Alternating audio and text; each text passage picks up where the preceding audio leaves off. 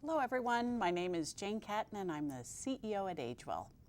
I'd like to welcome you this evening to our show, Aging Matters. I'd also like to take a moment and thank our sponsor, MVP Healthcare, for making this possible. As some of you may know, AgeWell is the largest area agency on aging in the state of Vermont. And our goal is to make sure that anyone over the age of 60 or under the age of 60 with a disability on long-term care Medicaid has all the supports and services they need to remain independent in their homes, wherever that may be. Tonight on Aging Matters, we're going to explore a couple of very interesting topics that have great impact on older Vermonters. And those two topics are food insecurity, and the second one is a concept called food deserts. I'd like to welcome tonight Chris Moldovan, who is the Director of Nutrition and Wellness Services at AgeWell. Welcome, Chris. Happy to be here, Jane. Super. Before we dive into our two topics tonight, maybe what you can do for our viewers is tell them a little bit about your background, your professional experience, and your role at AgeWell. Sure. So I am a registered dietitian. I have worked in the field and really all over northwestern Vermont for the last 30 plus years, doing lots of different roles within the field of dietetics. I've worked with the aging population, and I worked with the agencies on aging as the consultant dietitian, as well as the last 7 plus years, I've been the Director of Nutrition and Wellness at AgeWell. Awesome. Well, you definitely have some pretty amazing credentials for our topics tonight, so I'm excited to dive into those. So as I mentioned earlier, the two things we'll focus on are food insecurity and food deserts. But before we talk about both, let's hone in on food insecurity. What is this? Yeah, Jane, it's a really good question. You know, food insecurity is something we hear about all the time. And I think there's a little confusion with hunger versus food insecurity. So I just want to state what, the definition of hunger is the actual feeling that someone feels when they don't have access to food. Food insecurity is when they don't have access consistently to healthy food, a variety of healthy foods that would enable them to live a healthy, active lifestyle. Got it. So that's a really important differentiation to make. Absolutely. So, Chris, how exactly are older Vermonters impacted by food insecurity? What does that look like? Well, it's an interesting question. If you look nationally, there are 35 million Americans who experience food insecurity. Wow. Of that 35 million, 15 million are older adults. Wow. So in Vermont, it's estimated 2 out of 5 individuals are dealing with food insecurity. So lacking the access to consistent food that enables them to live a healthy lifestyle. 2 in 5. Wow. So let's think about that a little bit more in terms of the work that you're doing. What are some of the barriers that you're seeing that older Vermonters have when trying to access foods, especially healthy foods?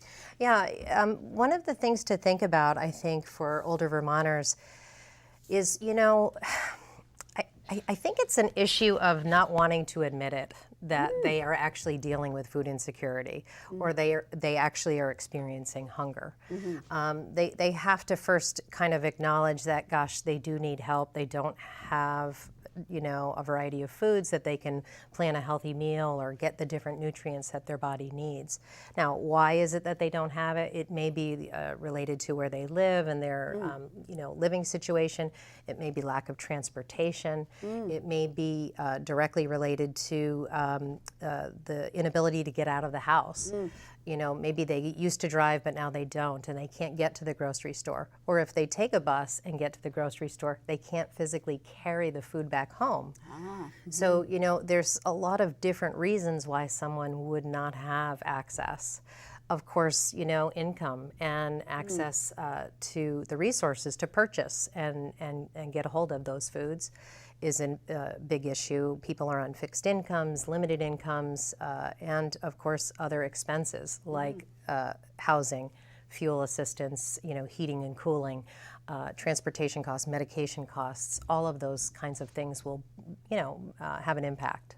Yeah, wow. Those are so many issues that we have to be thinking about all the time. So Chris, as the Nutrition and Wellness Director at AgeWell, you're responsible for overseeing numerous programs. There must be many to help with these issues that you just talked about. Can you tell us which AgeWell programs specifically focus on food insecurity? Yes. Within the Nutrition and Wellness Department, we have a very extensive home-delivered meals or Meals on Wheels program.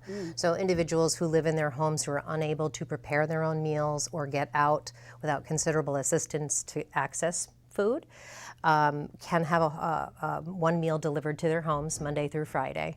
Those meals meet a third of the DRI or dietary reference intakes for an individual over the age of 60 and are in accordance with the Older Americans Act, which is a federal program which helps to fund that program specifically.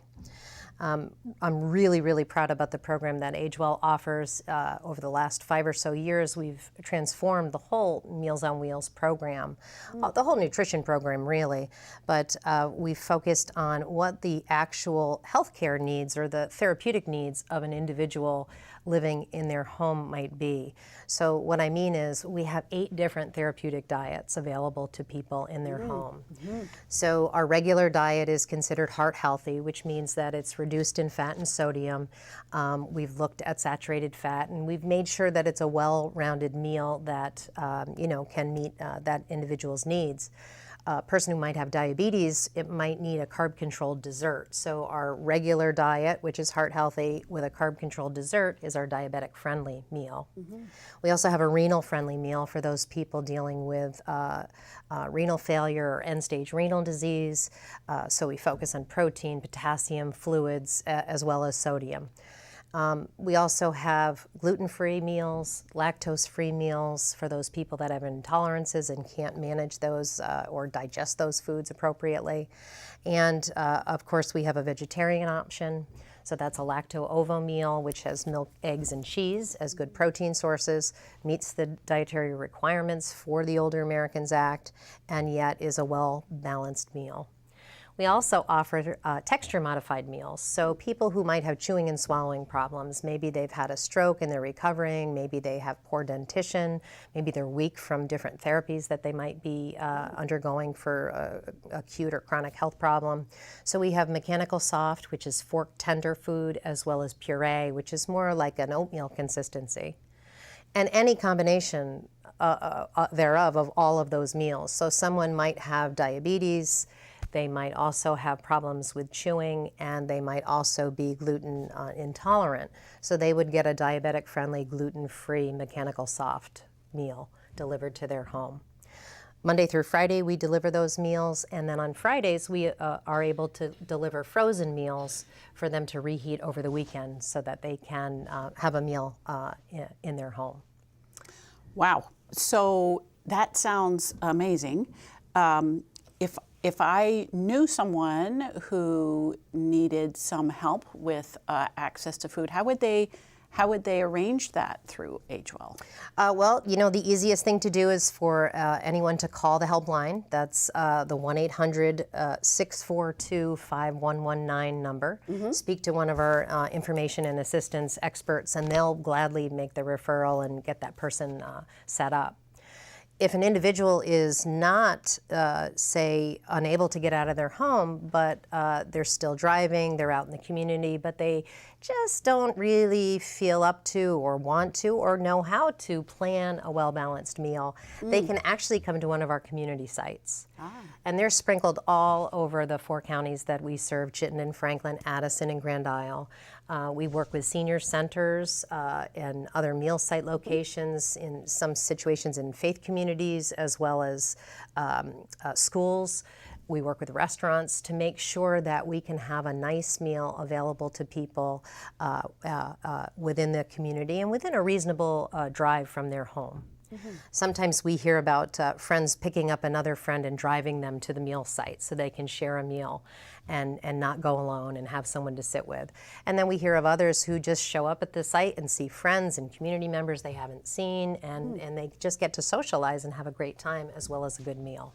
Wow, fantastic. I've also heard about grab-and-go meals. Yes. But what is that? So we have, a wealth of grab-and-go locations. Those are simply grab-and-go.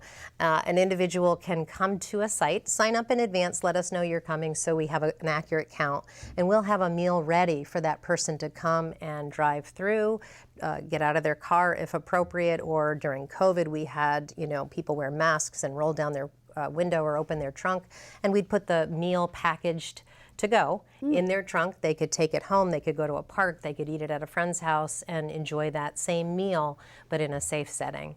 And the grab and goes have been so popular that we've continued on. Even though a lot of the meal sites are reopening, we're offering a wide variety so that if there's a day that we don't have a sit-down meal available, they can still go to a grab and go location and get a nice meal. Wow. What about restaurants? We have, again, relationships with quite a few community restaurants, again, throughout the 4 counties. And we have a restaurant ticket program, which is simply a voucher that someone would donate for all of our meals. It's a suggested donation of $5. And so they would make a suggested donation of $5 for a ticket. They would bring that ticket to the designated restaurant of their choice. I think we have 8 right now that are actively providing meals. They would show up on a day and a time that that restaurant is participating, and they would ask for the Age Well menu. On that menu, there's a variety of choices. It might be 3 choices or maybe even 8 or 10 choices, where, again, well-balanced meal, has a good protein source, a good amount of fruits and vegetables, whole grains, a serving of dairy, as well as often dessert. And that whole package is all served to that individual just like anyone else in the restaurant, and they would pay for it with the ticket. So they hand in their ticket, the restaurant then gets reimbursed through Age Well at the end of that month, and it's seamless. That's a really nice program. I'm sure people love to get out to restaurants. Absolutely. We also have some sit-down restaurant meals. We work with different partners. We work with places like the Glass Onion down in Middlebury at Hannaford Career Center. We work with Rosie's, which is also in Middlebury. We work with the professional food tech program over at Essex High School, and people can actually come in on a designated day. Again, menus preset, and they can enjoy a meal. Most importantly, they would call Age Well. They can use that 1-800 number that I mentioned, the helpline, and ask to speak to the nutrition coordinator in their county, and then we can get them hooked up and find out about the different programs and meal sites and dates for different programs that they could access. That's wonderful. Chris, I've heard all about Age Well service areas and the kinds of programs that we offer. Are these programs also available throughout the state of Vermont? Yeah, that's an interesting point. You know, there are 5 area agencies on aging in the state. Age Well is one. We serve northwestern Vermont. So there are 4 others throughout the state, and they have nutrition and wellness programming as well. It's a little different. Each agency on aging does it slightly different, but they have sit-down meals. They have those home-delivered meals that we talked about as well. That's fantastic. I read some statistics recently that said throughout the state of Vermont, all of the area agencies on aging last year delivered over 1 million plus home-delivered and congregate meals. That's fantastic, isn't it? It's amazing. Yeah. It's really amazing. The other nutrition programming I guess I would like to just mention is that, you know, we do a great deal of outreach with 3 Squares Vermont. Great. Yeah. So 3 Squares Vermont is what's, you know, known nationally as the SNAP program. But basically it's a food supplemental program to help people that are within a certain income level expand their food dollar so that they can access and purchase healthy foods. If you're over the age of 65, the money goes directly into your bank account, so there's no debit card or anything that you have to fumble around with, and you can choose to spend the money, at any grocery or store you'd like to. However, if you're under that age, 60 to 65, you would have some sort of a card to use. It's a great program, and many Vermonters access that program, and many more should. As the money filters into Vermont, it enables people to access food, but it also stimulates the economy here in Vermont. Oh, yeah. So if you're eligible, you absolutely should apply. And you also could apply for the 3 SNAP program, which is a 3-year program versus a 2-year program. So that means paperwork is less. You do it every 3 years instead of every 2 years. So it's an easier way to access that. Nice, and it sounds like AgeWell and all the AAAs, as we call them, can help with that. Absolutely. We have experts in the field who can help you with the application access. They can help you fill it out. They can help you, troubleshoot any of the documents or paperwork that you might need, and answer questions to find out if truly it's worth your while to fill out the application. But in many cases, people will get anywhere from $25 a month to over $100 a month. Wow. Just depends on that individual and their income. Super. Chris, I know there are older Vermonters who are taking advantage of these programs, home delivered or congregate. What if they can still manage at home and cook for themselves, but just can't get groceries? How does that work? How do they get access to food? Yeah, and that could be a clear barrier for some people. And at AgeWell, we have an extensive volunteer cohort where, we have well over 1,000 volunteers. Some deliver Meals on Wheels, some teach Tai Chi, some do, work with the state health insurance program, but others actually will help run errands. They'll take a list from an older Vermonter, and they will go to the grocery store, pick up the groceries, bring back the change, and as well as the groceries delivered right to the home. Some of the grocery stores we work with also will deliver. So, it just depends on your location and what you're near. But if you're ever, worried about, concerned about, don't think you can access food, I would encourage you to call the helpline. Again, 1-800-642-5119, and speak to one of our INA or Information and Assistance Coordinators, and they'll help you, get you in the right direction. We don't want anyone to go hungry. We want people to have access to the right foods to help manage their health care. Chris, I love the way that you have talked about all these different programs under one umbrella that come together to help older Vermonters have access to food or the types of services that might be able to get them access to healthy foods. So those are great updates, and thank you for sharing that information. So you've shared some really nice resources and information, some challenges and some of the solutions. Let's take a moment now to just shift gears a little bit and move on to this other interesting topic called food deserts. And we're hearing more and more about this in the media, especially in Vermont, where we have very many rural areas and so on. But maybe you can take a moment and just tell us more about food deserts. What are these? Yeah, food deserts, it's a fairly new term, probably, I would say. In the last 5 or 10 years, we've heard more and more talk about it. What it really is referring to access to food. Does the individual that we're talking about live in a community where there is a grocery store? Do they have possible transportation that's available to them, maybe a bus route that will get them to the grocery store? Or do they have to drive 3 towns over? Do they actually have to drive 20 plus or 30 plus miles to get to a major grocery store to have access? There's a lot of communities, particularly outside of Chittenden County. We think of Chittenden County as having some major grocery stores, which are wonderful and great, and they have a wide variety of foods, and people can go to the local city market or Trader Joe's or Hannaford or Price Chopper. But outside of Chittenden County, they're few and far between, and in some cases just non-existent. So those people have to do a trip, into town or to get to that grocery store. They might be able to go into a small mom and pop or a gas station type store that has a variety of foods. But again, you're not going to see that full variety of healthy options, things like fresh fruits and vegetables, a variety of good lean protein sources, whole grains. You might be able to get a quick bag of chips and a soda, but you're not going to be able to get something that's really providing a lot of nourishment and assistance and support for those individuals to manage their health.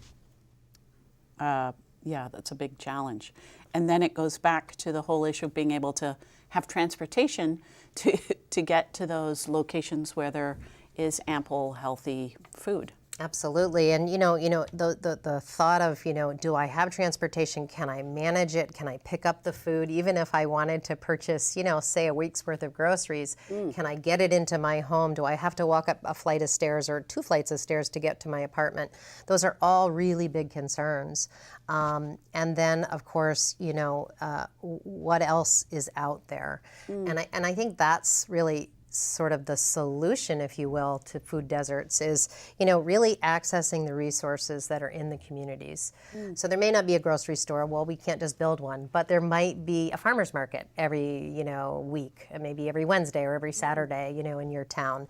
You might be able to access, again, a variety of fresh fruits and vegetables at that kind of a setting. Or maybe you're going to your local food pantry. Sometimes faith communities or, other nonprofits will set up a nice food pantry or food shelf available to individuals to help them. These community resources are going to be very helpful. Commodity food distribution. So, there's a program where each month a box of foods will be delivered to a location, and then that person can pick up the box of foods, or in some cases it's directly to a senior housing, or it might be the building in where they live. The box arrives, they just have to bring it up to their apartment and have access to that. There might also be programs like we talked about, 3 Squares or 3 SNAP, making sure that people know that they do have the ability to get some assistance. And with those programs, there's things like farm to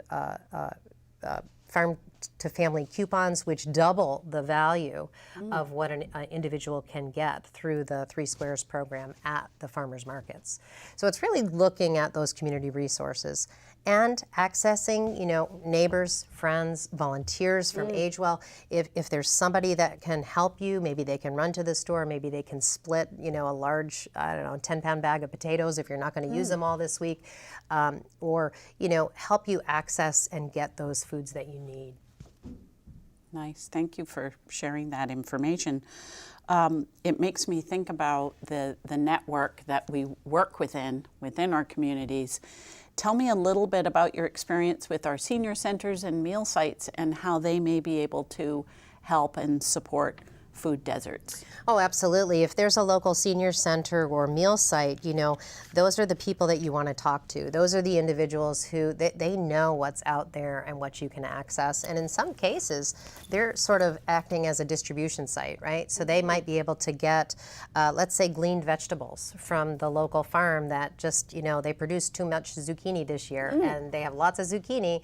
And so they might bring it to the senior center to distribute, or fresh ripe tomatoes, or, maybe fresh lettuce, or whatever the produce might be in season. They're going to be able to let you know where the local food shelf is, and they may indeed actually have a little mini food pantry within the senior center. So working with the staff at the senior center, the volunteers there, asking and just saying, hey, I need a little help. There's nothing wrong with that, and they will direct you in the right direction. Nice. Thank you for sharing that information too. I think our senior centers, our community centers, all of them are focused on helping with access to healthy foods. Absolutely. And sometimes that's hard in the wintertime, especially to get fresh fruits and veggies, but I know there's other options out there, especially with the supports you talked about. So, Chris, if you could offer one piece of advice on what you think is the most important steps that older adults can take if they're dealing with any of the challenges we talked about this evening, associated with food insecurity or access to healthy foods, what would those steps be? Well, I think the first step really would be to acknowledge that, there's a shortfall. I need some help here, and I think I need to, look at the resources that are available to me. I would work with my healthcare provider, making sure that, first and foremost, I'm following their advice. If there's some direct dietary guidance that would help them better manage their chronic health problems like diabetes or hypertension or heart disease, I would go for that. I would make sure that those become a priority. I would look to access the area agencies on aging, call the 1-800 number, let them know what you're struggling with. It might be as simple as hooking you up with a volunteer, asking a care and service coordinator to come out and work with you in your home, or get you started on Meals on Wheels. So calling that helpline is going to be very, very important to sort of make a plan so that you can manage independently. Wonderful. That's great advice, and I think so important as we're thinking about food security matters and how to get access to really healthy foods. So I appreciate your time this afternoon, and it's been really, really informative. So thank you for joining us. Thank you. And to all of our viewers out there, I hope you enjoyed our show today. Please tune in next time as we probe and dive into some other interesting topics as we think about aging matters and aging well. And as Chris mentioned, and as we think about it every day, if any of you need help at home to allow you to stay at home and be independent and stay healthy, please call AgeWell or any of the area agencies on aging in Vermont. We're here to help. AgeWell's helpline number, as we've mentioned earlier, I'll repeat that number for you so you have it. It's 1-800-642-5119. And that helpline is available 5 days a week during business hours, and we have so many people ready and willing to help you stay healthy and age well. Thank you for tuning in, and I look forward to seeing you next time on Aging Matters. Thank you.